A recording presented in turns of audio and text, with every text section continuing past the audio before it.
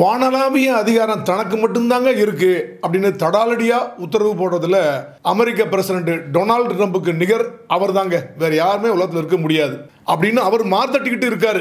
ஆனா நீ என்னைய பெரிய ஆளு, உன்னை விட நான் தான் பெரிய ஆளு, நான் தான் மோஸ்ட் பவர்ஃபுல் அப்படின்னு ஒரு ஜட்ஜு தனக்கு இல்லாத அதிகாரத்தை இருக்கிற அதிகாரமா பயன்படுத்தி தனது கோர்ட்டுக்குள்ளேயே வச்சு ஒரு போலீஸ் ஆபீசரை அவரே கைது பண்ணுவாராம். அவரே அவருடைய கார்ல ஏத்தி போவாராம். போய் ரிமாண்ட் பண்ணிட்டு உள்ள ஜெயிலுக்குள்ள வைக்கணும் அப்படின்னு வச்சு கடைசியில உயர் நீதிமன்றம் அவர் தலையில நச்சு நச்சுன்னு கொட்டி இப்ப அவர் அவமானப்பட்டு நிற்கிறார். என்னங்க நடந்தது?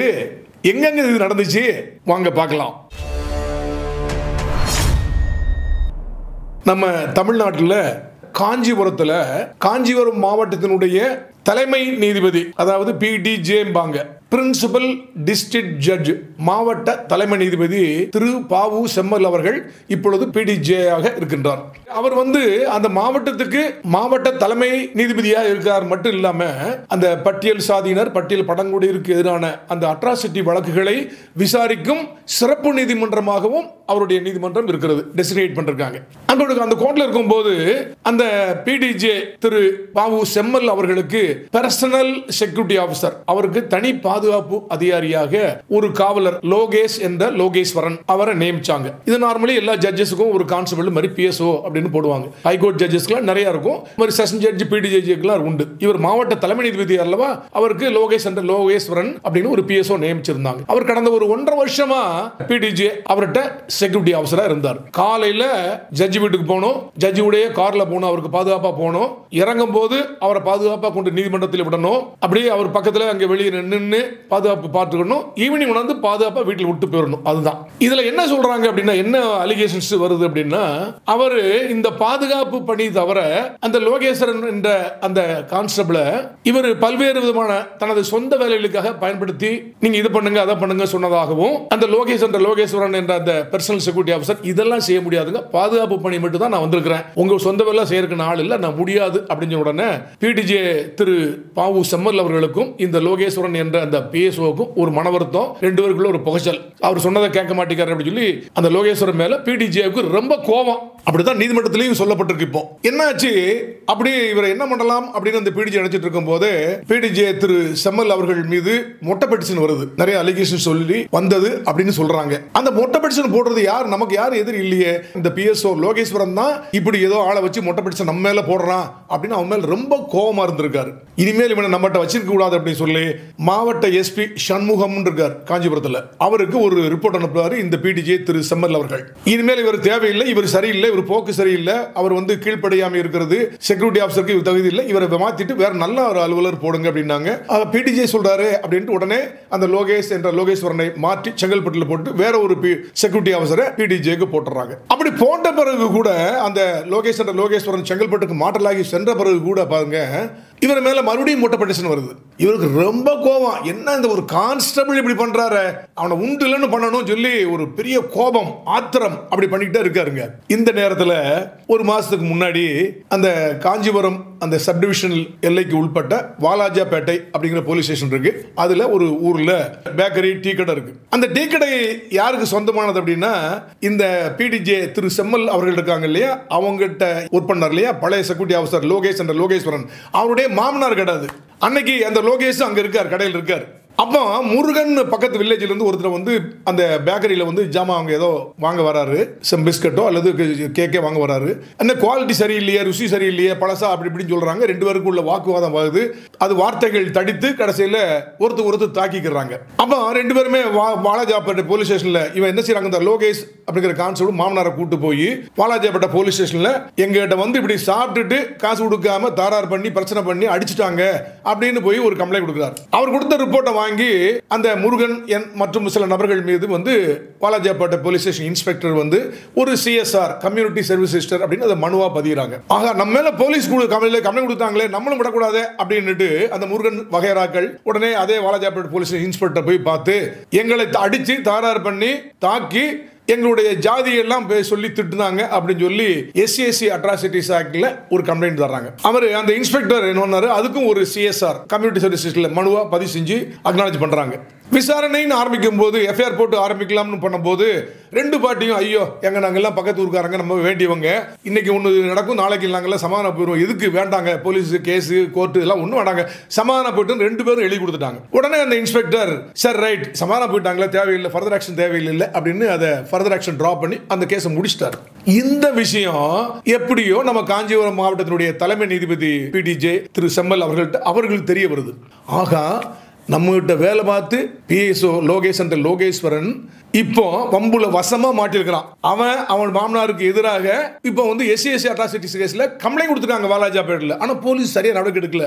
விடக்கூடாது, இப்போ இதுதான் சமயம். ஆனா எஸ்சி கோர்ட்டுக்கு ஜட்ஜே நம்ம தானே, விடக்கூடாதுங்க அப்படின்னு சொல்லி வாலாஜாபேட்டை போலீஸ் ஸ்டேஷன் இன்ஸ்பெக்டரை வர சொல்லி ஏங்க இந்த மாதிரி கம்ப்ளைண்ட் கொடுத்தாங்களே என்ன எஃப்ஐஆர் போட்டீங்கன்னு.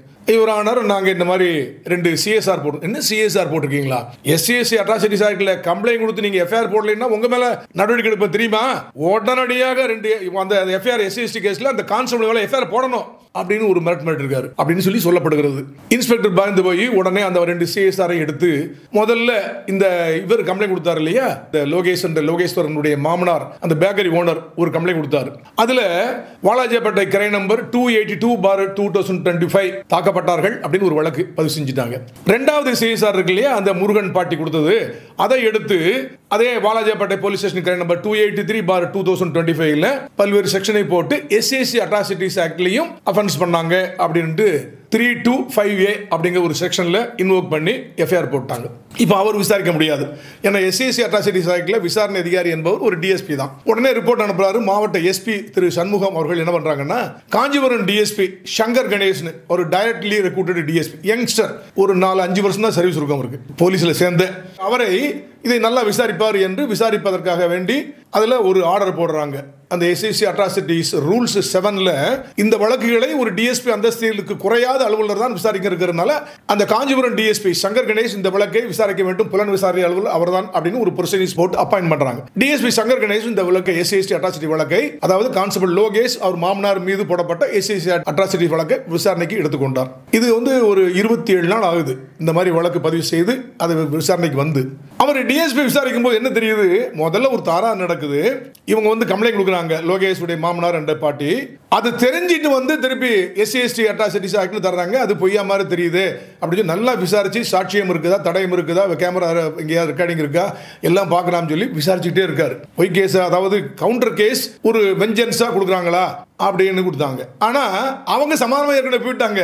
பிடிஜே திரு செம்மல் அவர்கள் தான் கம்ப்ளைண்ட நீ எஃப்ஐஆர் போடணும்னு சொல்லி வாலாஜாபேட்டை இன்ஸ்பெக்டர் மிரட்டி போட வச்சாரு. எப்படியாவது அந்த கான்ஸ்டபிள் லோகேஷ் என்ற லோகேஸ்வரன் பழைய செக்யூரிட்டி ஆஃபீஸர் இவர் மேல மொட்டை பிரச்சனை போடாது பாருங்க, அவரை அரெஸ்ட் பண்ணணுங்கிறதுக்காண்டி பண்ணாரு அப்படின்னு அந்த இன்ஸ்பெக்டர் சொன்னதுனால இந்த சங்கர் கணேஷ் டிஎஸ்பி யாரையும் அரெஸ்ட் பண்ணல, நிதானமாக விசாரிக்க வேண்டும், சரியான எவிடன்ஸ் வந்து தான் பண்ணணும் அப்படின்னு சொல்லி வச்சுட்டு இருக்காரு. இந்த மீன் டைம்ல பிடிஜே என்ன பண்றாரு, என்ன பண்ணலாம் இந்த இதை பழி வாங்கலாம்னு நினைக்கிறாரு. அந்த முருகன் பாட்டி இருக்காங்க பாருங்க, அவங்கள கூப்பிட்டு நீங்க ஒரு பெட்டிஷன் போடுங்க நான் நடவடிக்கை எடுக்கிறேன் அப்படின்னு சொல்லி சொல்றாரு. அந்த முருகன் பாட்டி வந்து பிடிஜே ஒரு பெட்டிஷன் தராங்க. நாங்க ஏற்கனவே எஸ்சி அட்ராசிட்டிஸ் ஆக்ட்ல கம்ப்ளைண்ட் கொடுத்தோம், இந்த காஞ்சிபுரம் டிஎஸ்பி விசாரணை அதிகாரி இது வரைக்கும் ஒரு நடவடிக்கை எடுக்கலைங்க அப்படின்னு. உடனே இவர் சூமோட்டோ காக்னிசன்ஸ் நான் எடுக்கிறேன், பிடிஜே திரு செம்மல் அவர்கள் சூமோட்டோ காக்னிசன்ஸ் நான் எடுக்கிறேங்க அப்படின்னு சொல்லிட்டு உடனடியாக அந்த டிஎஸ்பி காஞ்சிபுரம் இன்வெஸ்டிகேட்டிங் ஆஃபீஸர் புலன் அலுவலர் என்கிட்ட வந்து அப்பீர் ஆகணும் அப்படின்னு சொல்லி சொல்றாரு. டிஎஸ்பி சங்கர் கணேஷ் வந்து அப்பீர் ஆகிறாங்க. வந்த உடனே ஏங்க 27 நாளாச்சு நீங்க எஸ்சி அட்ராசிட்டிஸ் ஆக்ட்ல எஃப்ஐஆர் போட்டு உங்ககிட்ட கொடுத்து விசாரணை அதிகாரியா உங்களை அப்பாயின்ட் பண்ணி இது வரைக்கும் நீங்க விசாரணை பண்ணி அரெஸ்ட் பண்ணி ரிமாண்ட் ரிப்போர்ட்டோ வேற ஏதாவது ரிப்போர்ட்டோ கன்ஃபெஷனல் ரிப்போர்ட்டோ எதுவுமே எங்க கோர்ட்டுக்கு அனுப்பவே இல்லையே, you have failed in your duties, ஏன் அரெஸ்ட் பண்ணல அப்படின்னு டிஎஸ்பி மிரட்டுறாரு.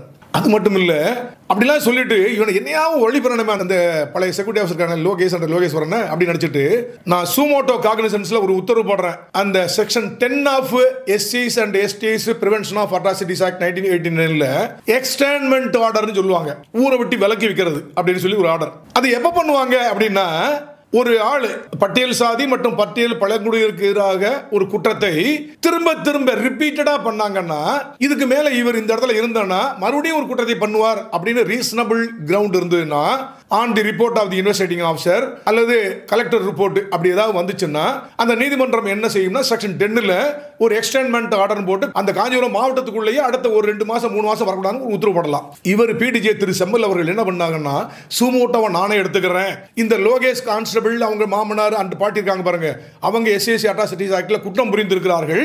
அவருக்கு எப்படி தெரிஞ்சல, ஞானக்கண்ணில் தெரிஞ்சதோ என்னமோ தெரியல, ஒரு ரிப்போர்ட்டும் வரல, நான் சூமோட்டோவை எடுத்துக்கிறேன் ஏன்னா கம்ப்ளைண்ட் வந்திருக்கேன், அதனால எக்ஸ்டென்மென்ட் ஆர்டர் போடுறேன், உடனடியாக அந்த 4 பேர் காஞ்சிபுரம் மாவட்டத்தை விட்டு வெளியேற வேண்டும், நீங்க ஆர்டர் சர்வ் பண்ணுங்க சொல்லி 4/9/2025 ஒரு உத்தரவு போட்டு டிஎஸ்பி கொடுக்காரு.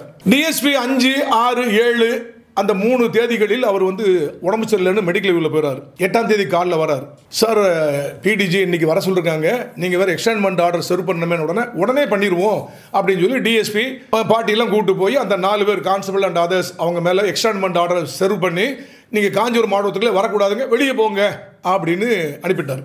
திருப்பி அந்த டிஎஸ்பி சங்கர் கணேச பிடிஜி அவர்கள் நீதிமன்றத்துக்கு அழைக்கிறார். நீதிமன்றத்துக்கு வந்து ஆஜரான உடனே எக்ஸ்டென்மென்ட் ஆர்டர் என்னங்க ஆச்சு, யுவரானர் நாங்க சர்வ் பண்ணிட்டோம், 4 பேர் சர்வ் பண்ணிட்டோம், காஞ்சிபுரத்தை விட்டு வெளியே போயிட்டாங்க, வந்தாங்கன்னா கண்டிப்பா நாங்க அரெஸ்ட் பண்ணி ப்ரொடியூஸ் பண்றோம் உங்ககிட்ட அப்படிங்கிறாரு. உடனே அதை விட்டுட்டாரு. ஏங்க அரெஸ்ட் பண்ணல இவ்வளவு நாளா, இப்போ 27 நாள் ஆச்சுங்க. யுவர் ஆனர், நீங்க தானே எக்ஸ்டென்மென்ட் ஆர்டர் போட்டு ஊரை விட்டு விரட்டி விட்டுறோம், நீங்க தானே சொல்லி ஆர்டர் போட்டீங்க, நீங்க தானே கொடுத்து இன்னைக்கு தானே சர்வ் பண்ணிருக்கிறோம், எப்படி நாங்க அரெஸ்ட் பண்ண முடியும்? உங்க ஆர்டர் பேரில் காஞ்சிபுரத்தை விட்டு ஓடிட்டாங்க அவங்க, நீங்க போட்ட ஆர்டர், இப்போ எப்படி எங்களை அரெஸ்ட் பண்ண சொல்றீங்க அப்படின்னா எனக்கு தெரியாது, 2 மணி நேரத்துக்குள்ள நீங்க அவரை அரெஸ்ட் பண்ணியே ஆக வேண்டும் அப்படின்னு மறுபடியும் திருப்பி ஒரு பயங்கரமான ஒரு உத்தரவு போட்டார். எப்படிங்க அரெஸ்ட் பண்ண முடியும் அப்படின்னு சொல்லி டிஎஸ்பி பதறாரு. உட்காருங்க, இங்க இந்த கோட்டை விட்டு போக கூடாது அப்படின்னு சொல்லி காலையில இருந்து 10 மணில இருந்து சாயந்தரம் 5 மணி வரைக்கும் கோர்ட்லயே உட்கார வச்சிருக்காரு. ஆக 8/8/2025 அன்னைக்கு டிஎஸ்பி சங்கர் கணேஷ் வந்து அந்த பிடிஜே கோர்ட்ல இருக்கும்போது அக்யூஸ்ட ஏன் அரெஸ்ட் பண்ணல, கான்ஸ்டபிள் லோகேஷ் என்ற லோகேஷ் வரணும் ஏன் அரெஸ்ட் பண்ணல, நீங்க போலீஸ்னு சப்போர்ட் பண்றீங்களா, you are negligent in discharging your duties, cross negligent அப்படின்னு சொன்ன உடனே இவர் இல்லைங்க, மறுபடியும் இல்லைங்க, நான் விசாரணை பண்ணணும், பிரைமா ஃபேசி எவிடன்ஸ் இருந்தா மட்டும்தான் அரெஸ்ட் பண்ணணும், அரெஸ்ட் பண்றதுல உடனே தடாலடியா போய் யாரையுமே பண்ண முடியாதுங்க, அதுவும் இவங்க இல்ல ஊர்லயே இல்ல, நீங்க தான் எக்ஸ்டென்மென்ட் ஆர்டர் போட்டீங்க, ஊரை விட்டு ஓடி போயிட்டாங்க, நாங்க எப்படிங்க 2 மணி நேரத்துல போய் அவங்களை அரெஸ்ட் பண்ண முடியும் அப்படின்னு சொன்னார். எங்க திரு பிடிஜே செம்மல் அவர்களே, இப்படித்தான் விசாரணையை நீங்கள் நடத்த வேண்டும், இவரையெல்லாம் நீங்கள் கைது செய்து என்று ஆஜரப்படுத்தணும் என்று நீதிபதி உத்தரவு போடுறதுக்கு எந்த சட்டத்திலுங்க உங்களுக்கு அதிகாரம் வழங்கப்பட்டிருக்கிறது? நம்ம உயர் நீதிமன்றமும் உச்ச நீதிமன்றமும் பல்வேறு தருணங்களில் போலீஸ் ஸ்டேஷன்ல இன்வெஸ்டிகேஷன் பண்றாங்க இல்லையா, அந்த இன்வெஸ்டிகேஷன்ல கோர்ட் தலையிடவே கூடாது, நீங்க வந்து ஒரு கட்டளை போடக்கூடாது, இப்படிதான் பண்ணணும், இவரை விசாரிக்கணும், இவரை அரெஸ்ட் பண்ண கட்டளை போடக்கூடாது, உங்களுக்கு அதிகாரம் இல்லை, அவர் தான் ஐஓக்கு தான் தெரியும் என்ன எவிடன்ஸ் இருக்கு, யாரை கைது பண்ணணும் தெரியும், ஆனால் நீங்க பண்ணக்கூடாது அப்படின்னு சொல்லி இருக்குது. அப்படி இருக்கும்போது பிடிஜே திரு செம்மல் அவர்களே, இந்த அக்யூஸ்டை உடனடியாக அரெஸ்ட் பண்ணி நீங்க எங்கிட்ட ஆஜர் பண்ணு போட்டீங்களே, திரு செம்மல் அவர்களே, நீங்க தான் இந்த வழக்கின் புலன் விசாரணை அலுவலரா, எப்படி அந்த உத்தரவு போட்டீங்க? எங்களுக்கு நீங்க ஏன் அரெஸ்ட் பண்ணல டிஎஸ்பி சங்கர் கணேச போட்டு வறுத்து எடுத்தீங்க. நீங்க எங்க தமிழ்நாடு போலீஸ் ஸ்டாண்டிங் ஆர்டர்ல 622ல ஒரு வழக்கு, அது எந்த கொலை வழக்காக இருக்கட்டும், ரேப் வழக்காக இருக்கட்டும், என்ன வழக்காக இருக்கட்டும், காக்னைசபிள் அஃபென்ஸ் ஆக இருந்தால், அதாவது விடியானை நீதிமன்றத்தினுடைய அனுமதி எதுவுமே தேவையில்லை கைது பண்றதுக்கு அப்படின்னு சொல்லக்கூடிய காக்னைசபிள் அஃபென்ஸ் ஆக இருந்தாலும் கூட அந்த PSO 622 பிரகாரம் the police officer may use his discretionary power whether to arrest or not to arrest. அதாவது மிகப்பெரிய ஒரு காக்னைசபிள் அஃபென்ஸ் ஆக இருந்தால் கூட போலீஸ் ஆபீசர் அது சம்பந்தப்பட்ட குற்றவாளியை கைது செய்வதற்கு அவருடைய விருப்புரிமையை பயன்படுத்த வேண்டும். இதுல கைது செய்தே ஆக வேண்டுமா அல்லது அவரை பைண்ட் ஓவர் பண்ணி நீதிமன்றத்தில் ஆஜர்படுத்துங்கன்னு சொல்லிடுவாங்க சொல்லி. ஏன் சிபிஐ கூட எவ்வளவோ வழக்குகளில் கைதே பண்ண மாட்டாங்க, 4-5 சர்ச் பண்ணுவாங்க, எல்லாரையும் விசாரிப்பாங்க, அதுல சம்பந்தப்பட்ட அக்யூஸ் நம்மள அரெஸ்ட் பண்றவங்க பயந்துட்டே இருப்பாங்க, பண்ணவே மாட்டாங்க. சார்ஜ் ஷீட்டை கொண்டு ஃபைனல் ரிப்போர்ட்டை கோர்ட்ல போட்டுட்டு ஒரு சமன் வாங்கி கோர்ட்ல அப்பீல் வாங்கி கொடுத்துருவாங்க, கோர்ட்ல போயிருவாங்க. அதானங்க நடைமுறை நடந்துட்டு இருக்கு. அப்புறம் எப்படிங்க நீங்க வந்து போலீஸ் நீங்க அரெஸ்ட் பண்ணலையா கேக்குறீங்க? அது மட்டும் இல்ல, பழைய கிரிமினல் ப்ரொசீஜர் கோட் இருக்கு இல்லையா, அதுல செக்ஷன் 41 to 60 கேபிட்டல் A, அதே மாதிரி இப்ப இருக்கிற பாரதிய நகரிக் சுரக்ஷா சன்ஹீதால செக்ஷன் 35 to 62 இந்த சட்ட பிரிவுகள் போலீஸ் வந்து எப்படி கைது செய்யணும், அவருடைய அதிகாரங்கள் என்ன, எப்படி கைது செய்யணும் அப்படிங்கறத பற்றி முழுவதுமாக சொல்கிறது. இந்த புதுசாக வந்த இந்த பாரதிய நகரிக் சுரக்ஷா சன்ஹீதா 35 to 62 செக்ஷன்ல எந்த ஒரு செக்ஷன்லையும் போலீஸ் ஷால் அரெஸ்ட் என்று சொல்லவே இல்லை. போலீஸ் மே அரெஸ்ட் என்று தான் சொன்னார்கள். மே இன்க்ளூட்ஸ் மே நாட் ஆல்சோ. ஏதாவது இந்த சட்டத்தில் இல்லைங்க, SC/SC அட்ராசிட்டிஸ் ஆக்ட்ல யாராவது ஒரு அஃபென்ஸ் பண்ணிருந்தாங்கன்னா அதுக்கு மட்டும் ஷால் அரெஸ்ட் என்று சொல்லியிருக்காங்களா? PDJ திரு செம்மல் அவர்களே, உங்களுக்கு அப்படிப்பட்ட அதிகாரம் ஏதாவது கொடுத்திருக்காங்களா? இல்லையே, கொடுக்கவே இல்லையே. அப்புறம் எப்படி உடனே அரெஸ்ட் பண்ணணும் நீங்க ஒரு இன்வெஸ்டிகேட்டிங் ஆஃபீஸருக்கு நீங்க உத்தரவு போடுறீங்க? உங்களுக்கு அதிகாரம் இருக்கிறதா? சரி, அதை விடுங்க. உச்சநீதிமன்றத்துடைய ஒரு 3 பேர் அடங்கிய ஒரு பெஞ்ச் இப்படி போலீஸ் எல்லா கேஸ்லயும், கிரிமினல் கேஸ்ல, காக்னிசபிள் கேஸ்லயும் அரெஸ்ட் பண்ணணுமா? ஏன்னா சட்டங்கள் எல்லாத்துலயும் மே அரெஸ்ட் சொல்லிருக்காங்க. அப்ப ஷால் கிடையாதா? ஒரு மர்டர் கேஸ் ரேப் பண்ணா கூட மே அரெஸ்ட் தானா அப்படிங்கிற ஒரு சூழ்நிலை வரும்போது உச்சநீதிமன்றத்தில் 3 நீதியரசர்களை கொண்ட ஒரு bench Joginder Kumar versus state of Uttar Pradesh என்ற வழக்கில் 1992 அவங்க என்ன சொன்னாங்க அப்படின்னா, ஏங்க போலீஸுக்கு அரெஸ்ட் பண்ற பவர் இருக்கிறது அப்படிங்கிறது ஒண்ணு, அந்த பவரை அவங்க யூஸ் பண்றாங்கிறது இன்னொன்னு, வேற ஒண்ணு. அப்படி வேற ஒரு நபரை கைது செய்வதற்கு அந்த அவர்களுக்கு கொடுக்கப்பட்ட அதிகாரத்தை யூஸ் பண்ணாங்கன்னா it must be very judicious, நியாயமானதாக இருக்க வேண்டும். தான் தோண்டித்தனமாக அரெஸ்ட் பண்ணக்கூடாது, மெக்கானிக்கலா பண்ணக்கூடாது என்று சொல்லிவிட்டு மர்டர், டெக்காய்டி, ராபரி, ரேப் இந்த 4 வழக்குகளில் மட்டும்தான் இந்த சட்டப்பிரிவில் சொல்லப்பட்ட மே என்பது ஷால் என்று கொள்ளப்பட வேண்டும். கண்டிப்பாக அரெஸ்ட் செய்யணும். மீதி கேஸ்ல எல்லாம் may arrest or may not arrest. PDJ திரு செம்மல் அவர்களே, அப்ப ஜோகிந்தர் குமார் கேஸ் சொன்னது உச்சநீதிமன்றம் சொன்னது தப்பா? அப்ப SC/SC அட்ராசிட்டி ஆக்ட்ல சொல்லப்பட்ட அந்த குற்றங்களுக்கு உடனடியாக அரெஸ்ட் பண்ணு நீங்க சொன்னீங்களே, அதுல மே அரெஸ்ட் தான் வருது, ஷால் அப்படிங்கிறது உச்சநீதிமன்றம் சொல்லவே இல்லையே. சரி, அதெல்லாம் விட்டுருங்க. அது போலீஸ் அந்த இன்ஸ்பெக்டர், அந்த DSP சங்கர் கணேஷ் அரெஸ்ட் பண்ணல அப்படின்னு நீங்க சொல்லி he has failed in discharging his official duties under the SC/SC Atrocities Act. அதனால அந்த SC/SC Atrocities Act section 4 பிரகாரம் he was very much negligent in discharging his duties. Our liable under section 4 அப்படின்னு நான் suo motu cognisance எடுக்கிறேன். எல்லாமே suo motu தாங்க. இவர் உச்ச நீதிமன்றமோ உயர் நீதிமன்றமோ எப்பமாவது ரேரா போய் சூமோட்டோ எடுக்கும். ஆனா ஒரு PDJ சூமோட்டோ காக்னிசன்ஸ் எடுக்கிறேன்னு சொல்லி எடுத்துட்டு அந்த கோர்ட்ல வச்சு நான் உங்களை கைது செய்யறேன். நீங்க நான் சொன்ன அவரை அரெஸ்ட் பண்ண சொன்னேன், அரெஸ்ட் பண்ணவே இல்லை, நீங்க நடவடிக்கை எடுக்கவே இல்லை. செக்ஷன் 4 ஆஃப் SC/SC அட்ராசிட்டில you have committed an offense, உங்களை நான் கைது செய்கிறேன் அப்படின்னு சொல்றார். நான் கேட்கிறேன் PDJ திரு செம்மல் அவர்களே, ஒரு மேஜிஸ்ட்ரேட் அல்லது ஜட்ஜ் அவர்கள் ஒரு நபரை கைது செய்வதற்கு எப்போது அதிகாரம் இருக்கிறது என்பதை உங்களுக்கு நினைவூட்ட கடமைப்பட்டிருக்கிறேன். அதாவது பழைய செக்ஷன் 44 CRPC 44 CRPC இப்ப உள்ள பாரதிய நாகரிக சுரக்ஷா சங்கீதால 41 BNSS. அதுல நீதிமன்றத்தில் உள்ள குற்றவியல் நடுவர்கள் அல்லது நீதிபதிகள் அவர்களுடைய within the local jury அவர்களுடைய எல்கைக்கு உட்பட்ட ஒரு பகுதியில் அவர்கள் கண் முன்னால் ஒரு குற்றம் நடந்தால் when a crime is committed, when an offense is committed in his presence அப்படின்னா அவரே கைது செய்யலாம் அல்லது அவர் பக்கத்தில் இருக்கிற யார்ட்டையாவது உத்தரவு போட்டு அவர் கைது செய்ய வைக்கப்படலாம் அப்படின்னு கொடுத்திருக்காங்க. ஆக உங்கள் முன் ஒருவர் குற்றம் புரிந்தால், ஒரு காக்னிசபிள் அஃபென்ஸ் அல்லது ஏதாவது ஒரு அஃபென்ஸ் ஒரு குற்றம் புரிந்தால் நீங்க நேரடியாக கைது செய்யலாம் அப்படின்னு இருக்கு, அல்லது வேற கைது வைக்கலாம். இப்போ DSP சங்கர் கணேஷ் அவர்கள் செக்ஷன் 4 ஆஃப் SC/SC அட்ராசிட்டிஸ் ஆக்ட்ல நீங்கள் குற்றவாளி அப்படின்னு விசாரணை எதுவுமே பண்ணாம சூமோட்டோவில் உங்களுக்கு இருக்கிற பெர்சனல் வெஞ்சன்ஸ்ல உங்க PSO லோகேஷ் என்ற லோகேஸ்வரன் உங்க மேல பெட்டிஷனா போட்டாக அப்படிங்கிறதுக்காக வேண்டி அவனை உள்ள போட மாட்டேங்காரு இந்த DSP என்ற கோபத்தில் நீங்க உங்க கடமையை செய்ய தவறி விட்டீங்க, செக்ஷன் 4 லைபிள், உங்களை கைது செய்கிறேன் அப்படின்னு சொல்ல முடியுமா? அப்ப அந்த நீதிபதி PDJ அவர்கள் முன்னிலையில் இந்த குற்றம் நடைபெற்றிருக்கிறதா? அப்ப உங்களுக்கு அதிகாரம் இருக்கா? நீங்க அப்படி உத்தரவு போட முடியுமா? இந்த செக்ஷன் ஒன்றும் சொல்லவே இல்லையா? 44 41 BNSS அப்படி சொல்லவே இல்லையாங்க.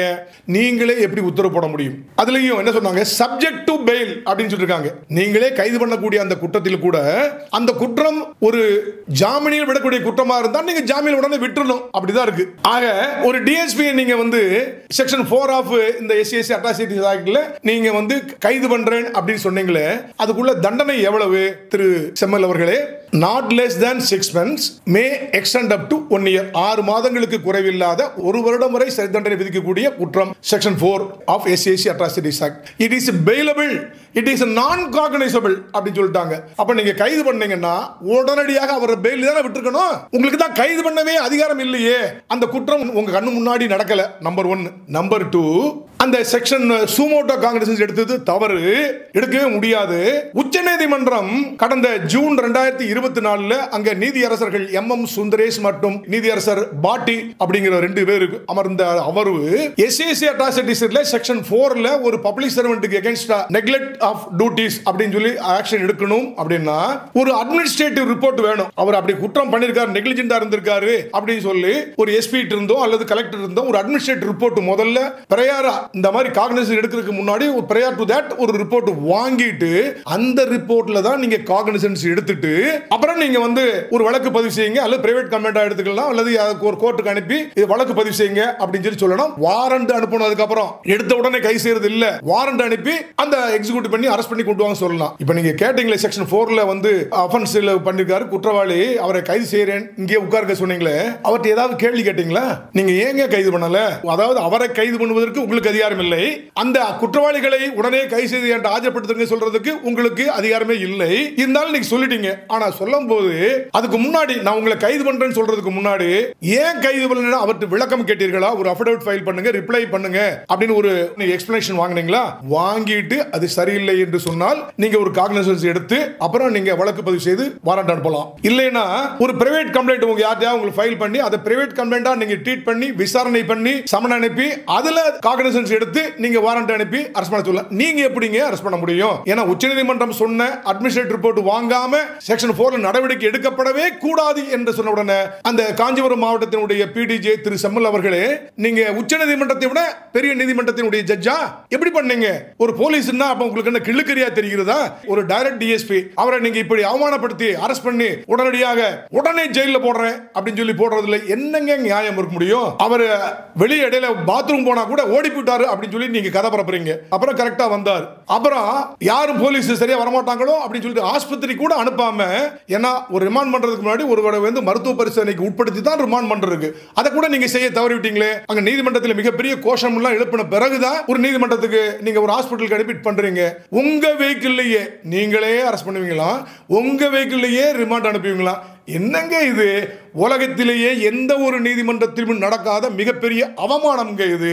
இப்ப ஒரு டைரக்ட் DSP இப்படி அவமானப்படுத்திட்டீங்களே, அவருக்கு அவரது குடும்பத்தினருக்கு நடந்த அந்த மன உளைச்சலுக்கு நீங்க என்ன பதில் சொல்ல போறீங்க? PDJ திரு செம்மல் அவர்களே, இப்படி நீங்க வந்து உங்க சொந்த வஞ்சத்தை தீர்ப்பதற்கு, சொந்த கோபத்தை தீர்ப்பதற்கு உங்ககிட்ட வேலை பார்த்த கான்ஸ்டபிள் உங்க மேல மொட்டை பெட்டிஷன் போட்ட அந்த ஒரே காரணத்துக்காக வேண்டி பழி வாங்குவதற்காக நீங்க சட்டத்தை பயன்படுத்தணும். நீதியரசர் நீங்க பெரிய ஆளு, நீங்க நீதிமன்றத்தினுடைய தலைமை நீதிபதி மாவட்டத்தில் அப்படின்னு இருக்கும்போது நீங்க இப்படி எல்லாம் பண்ணலாமா? அது தப்பு இல்லையா? நீங்க அந்த தப்பை நீங்க ரொம்ப தவறாக பண்ணிட்டீங்க. பெயிலபிள் ஆஃபென்ஸ் உடனே பெயில் தான் விட்டுக்கணும் அந்த போர்ல, அப்படி நீங்க தப்பு பண்ணிட்டீங்க. ஆனா அதுல பாருங்க, போலீஸ், இந்த அட்வொகேட், இந்த நீதிபதிகள், ஜுடிஷியரி, இந்த 3 பேரும் நீதி பரிபாலனத்தினுடைய 3 தூண்கள்ங்க.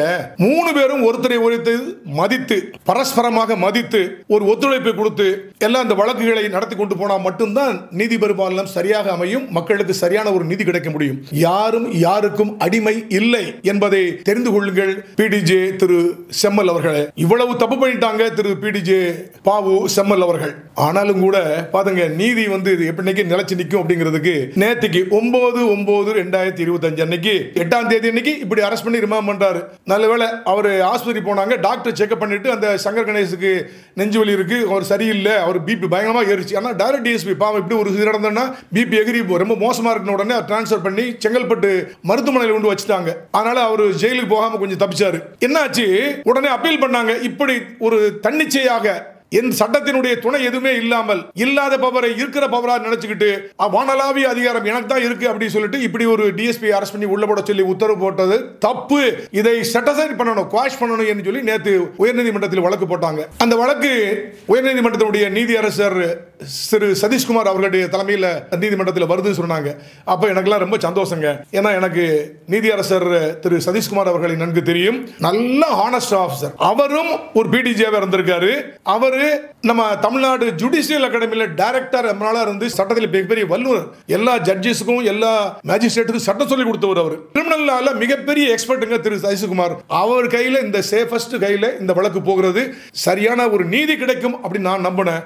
அதே மாதிரி நேற்றுக்கு 9/9/2025 அன்னைக்கு இந்த வழக்கு போன உடனே அடிஷனல் பப்ளிக் ப்ராசிக்யூட்டர் திரு முகிலன் வந்து இந்த வழக்கை நல்ல சரியான உண்மைகள் எல்லாம் எடுத்து சொல்லி, ஏங்க இது வந்து பொய் கேஸுங்க, இந்த மாதிரி பொய்யா அரெஸ்ட் பண்றாரு, சட்டத்தில் பவரே இல்லாம அவர் வந்து தன்னுடைய பவரை யூஸ் பண்ணி ஏதோ பண்ணிட்டாரு, தனது சொந்த விருப்பு வெறுப்பு காரணமாக தன்னுடைய முன்னாள் அந்த PSO லோகேஸ்வரன் மேல் இருந்த பகையினால அதை வஞ்சம் தீர்ப்பதற்காக அவர் அரெஸ்ட் பண்ணல இந்த போலீஸ் சொல்லி இப்ப டிஎஸ்பியை தேவையில்லாம அரெஸ்ட் பண்ணிட்டாரு. ஓபன் கோர்ட்ல அலிகேஷன் பக்காவா சொல்லிட்டார். நீதியரசர் சதீஷ்குமார் அவர்களுக்கு மிகப்பெரிய ஒரு அதிர்ச்சி. பிரேமா பேசி என்னங்க ஒரு எவிடன்ஸ் இல்ல, ஒண்ணு இல்ல, இப்படி போய் நடக்குமா, இது எங்கேயுமே நடக்க சான்ஸே இல்லையே, இட் இஸ் வெரி சர்ப்ரைஸ் அப்படிங்கிற மாதிரி சொல்லிட்டு அதுல உத்தரவு போட்டாங்க. இந்த வழக்கில் ஒரு அட்மினிஸ்ட்ரேட்டிவ் ஆர்டர் எதுவும் பெறப்படாமல் இப்படி ஒரு நீதியரசர், அதாவது இந்த PDG அவர்கள் நீதிமன்றத்தில் வைத்து ஒரு டிஎஸ்பியை நான் கைது செய்கிறேன் அப்படின்னு சொன்னது தப்பு. டிஎஸ்பி டு பி அரஸ்டட் அப்படி சொன்னது தப்பு. அவருக்கு அதிகாரம் இல்லை. அதுக்கு முன்னாடி அவர் இந்த மாதிரி ஒரு செக்ஷன் 4ல ஒரு அஃபென்ஸ் பண்ணிருக்காங்கன்னு முடிவு பண்றதுக்கு முன்னாடி கண்டிப்பாக ஒரு அட்மினிஸ்ட்ரேட்டிவ் ரிப்போர்ட் வாங்கியிருக்கணும். இந்த PDG வாங்கல.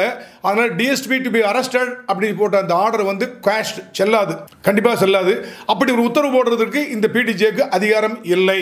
உடனடியே அந்த டிஎஸ்பி வந்து ரிலீஸ் செய்யப்பட வேண்டும். அவரை வந்து ரிமாண்ட் பண்ணாங்க இல்லையா, அது ரிலீஸ் செய்யப்பட வேண்டும். அப்புறம் அந்த எக்ஸ்டென்மெண்ட் ஆர்டர் வர போட்டிருந்தாங்க. அந்த போலீஸ் கான்ஸ்டபிள் அண்ட் அவங்க மாமனார் இவங்களுக்கு மேல ஒரே ஒரு குற்றம் தாங்க பண்ணிருக்காங்க அப்படின்னு எஃப்ஐஆர், அதுவே நிரூபணம் செய்யப்படவில்லை.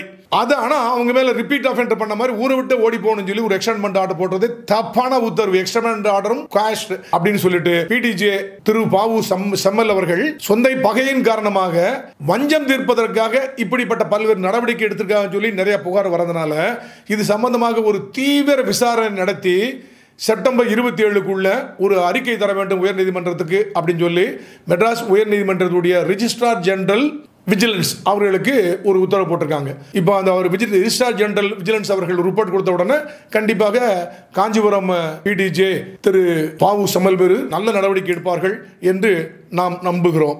சாதாரண ஒரு போலீஸ் ஆஃபீஸர் வந்து தப்பிட்டாங்கன்னா உடனே சஸ்பெண்ட் பண்ணிடுவாங்க. இந்த மேலதிகாரிகள்லாம் பயந்துகிட்டு அடுத்தவங்க வாய்க்கு எதுக்கு நம்ம ஒரு அவல் கொடுக்கணும் மெல்றதுக்கு சும்மாவே மெல்லுவாங்க. ஆனா இப்படி சஸ்பெண்ட் வாய் முடிக்கலான்ட்டு உடனே அடுத்த நிமிஷம் சஸ்பெண்ட் பண்ணிடுவாங்க.